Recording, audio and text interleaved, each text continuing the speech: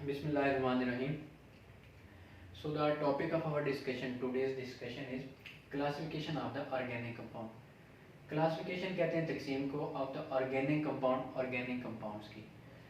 तो organic compounds के बारे में आप लोग पहले भी जानते होंगे previous lectures के अंदर कि all those compounds which contain carbon and hydrogen elements, they are known as organic compounds.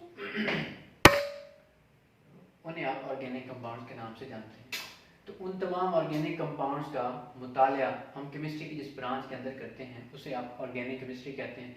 आज हमने उनकी क्लासिफिकेशन को देखना है. तो क्लासिफिकेशन में सबसे पहली चीज़ कि क्लासिफिकेशन किस बेस पे की जाती है, तो वो सबसे पहले मैंने लाइन गाइड किया आप लोगों के लिए. They are classified on the basis of the structure of their carbon skeleton. जब भी ऑर्गेनिक कंपाउंड की बात करते हैं तो हमारे जहन में हाइड्रोकार्बन का ख्याल आता है. हाइड्रोकार्बन मीन हाइड्रोजन और कार्बन पे मुश्तमिल कंपाउंड्स. तो उनके अंदर हाइड्रोजन और कार्बन होंगे. साफ जाहिर है कार्बन जो है वो कैटिनेशन का फिनोमेना फॉलो करती है. कैटिनेशन मतलब कार्बन एलिमेंट्स का आपस में मिलकर लंबी चेन बनाने का अमल कैटिनेशन कहलाता है.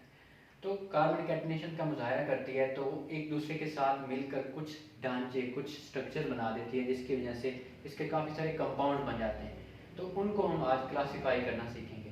सबसे पहले ये ओरिजिन है, ये first point organic compounds. Organic compound को मेनली दो क्लासेस में तकसीम किया गया.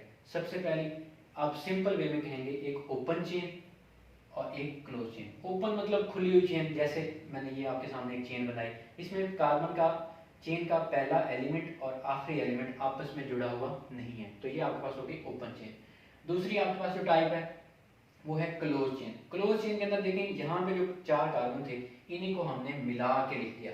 यानी कि ये फर्स्ट कार्बन, अगर यहाँ पे देखा जाए ये फर्स्ट कार्बन, ये सेकंड, ये थर्ड और ये फोर्थ, ये चार कार्बन यानी कि पहला और आखिरी मेंबर इनका जब मिल जाए तो वो आपके पास क्लोज चेन हाइड्रोकार्बन या क्लोज चेन ऑर्गेनिक कंपाउंड बन जाएंगे. और ओपन चेन का दूसरा नाम आप ए साइक्लिक भी कह सकते हैं. यहाँ पे ए का मतलब ना लिया जाएगा और साइक्लिक का मतलब जिनके अंदर साइकिल नहीं होगा. और क्लोज चेन का दूसरा नाम आपके पास साइक्लिक हो सकता है, यानी कि इनके अंदर कार्बन एटम्स आपस में मिलकर कोई ना कोई साइकिल बनाते हैं. जैसे आपके सामने मैंने एक एग्जांपल लिखी साइक्लोब्यूटेन की, जिसमें कार्बन आपस में मिले हुए हैं, इन्होंने एक साइकिल बनाया. और साइक्लोहेक्सीन के आपके सामने एक एग्जांपल है जिसके अंदर 6 कार्बन है और फर्स्ट और लास्ट मेंबर आपस में कंबाइन किए हुए. तो ये आपके पास होगी क्लोज चेन, ये आपके पास होगी ओपन चेन, जिनका दूसरा नाम एसाइक्लिक कंपाउंड भी हो सकता है और उसका लास्ट नेम हमारे पास एक और भी है एलिफेटिक कंपाउंड भी हम कह सकते हैं. अब आगे बात करते हैं हम एलिफेटिक कंपाउंड्स, एसाइक्लिक कंपाउंड या ओपन चेन कंपाउंड्स को आगे कैसे क्लासिफाई किया जाता है.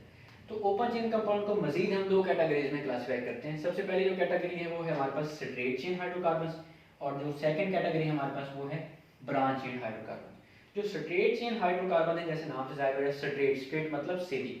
तो जब कार्बन एटम्स आपस में सीधे एक दूसरे के साथ मिलकर एक लंबी चेन बना देंगे उसे हम स्ट्रेट चेन कहेंगे. जैसे आपके पास चार कार्बन मिले हैं तो इन्होंने क्या बना दिया, ब्यूटेन को. और ये चूंकि सीधी चेन है इसलिए इसको एन मतलब नॉर्मल चेन कहेंगे. और दूसरी एग्जांपल आपके पास मैंने चार कार्बन को मिलाया और वहां पे एक डबल बॉन्ड रखा, तो इसका नाम चार कार्बन है ब्यूटा होगा, लेकिन डबल बॉन्ड है क्योंकि इसलिए एंड पे हम ई लगाएंगे. और कौन सी पोजीशन पे है, 2 पे है, तो इसलिए हम इसे 2 ब्यूटेन कहेंगे. ये भी आपके पास स्ट्रेट चेन है, ये भी आपके पास स्ट्रेट चेन है. जो ओपन चेन की दूसरी सब टाइप है आपके पास वो है ब्रांच चेन. ब्रांच मतलब शाख. तो कार्बन की एक लंबी सीधी चेन होगी लेकिन उसमें कुछ ना कुछ फंक्शनल ग्रुप की ब्रांचेस लगेंगी. जैसे यहाँ पे देखें ये एक मिथाइल ब्रांच के तौर पे यहाँ लगा हुआ है.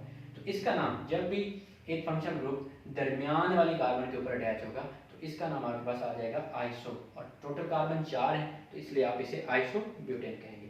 अगली बात करते हैं हम, ये हमारे पास एक कैटेगरी यहाँ पे खत्म हो जाती है. अगली बात करते हैं क्लोज चेन हाइड्रोकार्बन्स की. जो क्लोज चेन हाइड्रोकार्बन्स होते हैं इनको हम मजीद दो कैटेगरीज में क्लासिफाई करते हैं. First one is homocyclic, second one is heterocyclic. Homocyclic का दूसरा नाम हमारे पास कार्बोसाइक्लिक कंपाउंड भी होता है. कार्बोसाइक्लिक मीन वो वाले कंपाउंड जो अपने स्ट्रक्चर के अंदर कार्बन का एलिमेंट रखते हों. अब होमोसाइक्लिक कंपाउंड देखें, आपके सामने एक एग्जांपल लिखी है, इसका नाम आपके पास होगा साइक्लो और 3 कार्बन है तो इसको हम कहेंगे प्रोपा, और सिंगल बॉन्ड है तो एन पे लग जाएगा तो इसका नाम हो जाएगा हमारे पास साइक्लोप्रोपेन. तो ये आपके पास एक होमोसाइक्लिक या फिर कार्बोसाइक्लिक कंपाउंड की एग्जांपल हो गई। होमोसाइक्लिक कंपाउंड को मजीद हम दो कैटेगरीज के अंदर क्लासिफाई करते हैं। First one aromatic compound, second one alicyclic compound.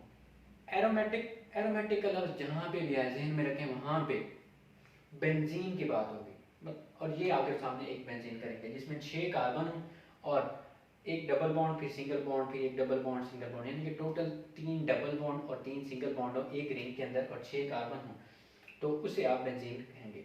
वो वाले तमाम कंपाउंड जिनके अंदर बेंजीन का रिंग पाया जाता है उन्हें आप एरोमेटिक कंपाउंड कहते हैं।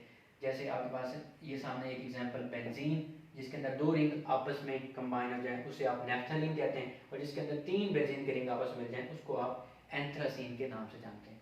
तो ये आपके पास हो गया एरोमेटिक कंपाउंड। अब दूसरी हमारे पास कैटेगरी जो कि होमोसाइक्लिक कंपाउंड की है वो ये हो सकती है कि कुछ कंपाउंड के अंदर बेंजीन का रिंग नहीं मौजूद होता, लाइक एज आपके सामने एलिसाइक, उन्हें हम कहते हैं एलिसाइक्लिक कंपाउंड, या उनका दूसरा नाम नॉन बेंजोइक कंपाउंड भी होता है। तो नॉन बेंजोइक कंपाउंड के अंदर या फिर एलिसाइक्लिक कंपाउंड के अंदर हमारे पास एग्जांपल है साइक्लोप्रोपेन की। ये कॉर्नर पे आपने कार्बन लगा लेने हैं और उनके साथ कार्बन की वैलेंसी चार्ज सेटिस्फाई करने के लिए 4 बॉन्ड बना लेने हैं, तो उनको आपस में मिला के यहाँ पे 3 कार्बन होंगे तो इसलिए इसका नाम प्रोपा, साइकिल की शक्ल में है साइक्लो, 3 कार्बन है प्रोपा और सिंगल बॉन्ड है ANE एंड पे लग जाएगा तो इसका नाम हो जाएगा साइक्लोप्रोपेन। और यहाँ पे 4 कार्बन है, हर कॉर्नर पे 1 कार्बन है, तो साइकिल की फॉर्म में है तो इसका नाम होगा साइक्लो, 4 कार्बन है ब्यूटा और सिंगल बॉन्ड इसलिए इसे एन कहेंगे तो इसका नाम हो जाएगा साइक्लोब्यूटेन। तो इनके अंदर चूंकि बेंजीन वाली सारी प्रॉपर्टीज नहीं पाई जाती, इनमें 6 कार्बन नहीं है, इनमें डबल बॉन्ड 3 नहीं है और हाइड्रोजन की क्वांटिटी भी उतनी नहीं है, इसलिए इसे हम नॉन बेंजोइक कंपाउंड या फिर एलिसाइक्लिक कंपाउंड के नाम से जानते हैं। ये हमारे पास कैटेगरीज होमोसाइक्लिक की 2 कैटेगरीज एरोमेटिक कंपाउंड और नॉन एरोमेटिक कंपाउंड या नॉन बेंजीनोइड कंपाउंड या एलिसाइक्लिक कंपाउंड यहाँ पे कंप्लीट हो जाते हैं। आगे क्लोज चेन या साइक्लिक कंपाउंड की दूसरी जो category and the last one वो हमारे पास है हेटेरोसाइक्लिक कंपाउंड। जैसे नाम से जाहिर है, यहाँ पे जो वर्ड था ना होमो का मतलब होता है सेम और साइक्लिक का मतलब साइकिल की फॉर्म में। अगर एक साइकिल में सेम एटम्स मिलकर कोई साइकिल बनाते हैं उन्हें होमोसाइक्लिक कहते हैं, और अगर एक साइक्लिक फॉर्म में हेटेरो मीन डिफरेंट मुख्तलिफ, अगर एक साइकिल के अंदर मुख्तलिफ एलिमेंट्स आपस में एटम्स आपस में मिलकर कोई साइकिल बनाएंगे तो उसे आप हेटेरोसाइक्लिक कंपाउंड के नाम से जानेंगे। अब हेटेरोसाइक्लिक कंपाउंड को मतलब जिसमें डिफरेंट एलिमेंट्स होंगे उन्हें आप हेटेरोसाइक्लिक कंपाउंड कहेंगे। उनकी एग्जांपल में हमारे पास क्या क्या है, सबसे पहले देखें पेरिडीन। पेरिडीन के अंदर यहाँ पे अगर कार्बन होता तो इसे आप एरोमेटिक कंपाउंड कहते हैं, लेकिन यहाँ पे जो कि नाइट्रोजन आ गया बाकी सारी प्रॉपर्टीज की बेंजीन वाली हैं तो इसे हम आप पेरिडीन कहेंगे। इस तरह से फ्यूरॉन जिसमें ऑक्सीजन डेरिवेटिव के तो कार्बन की जगह लगा हुआ है। इस तरह से थायोफीन में सल्फर अटैच है, 4 कार्बन हो गए आपके पास और 5 सल्फर अटैच हो गए। और last one but not least pyrrole, जहाँ पे आपके पास 4 कार्बन है, एक नाइट्रोजन है और उसके साथ एक हाइड्रोजन भी अटैच है तो उसे आप पाइरोल के नाम से जानते हैं।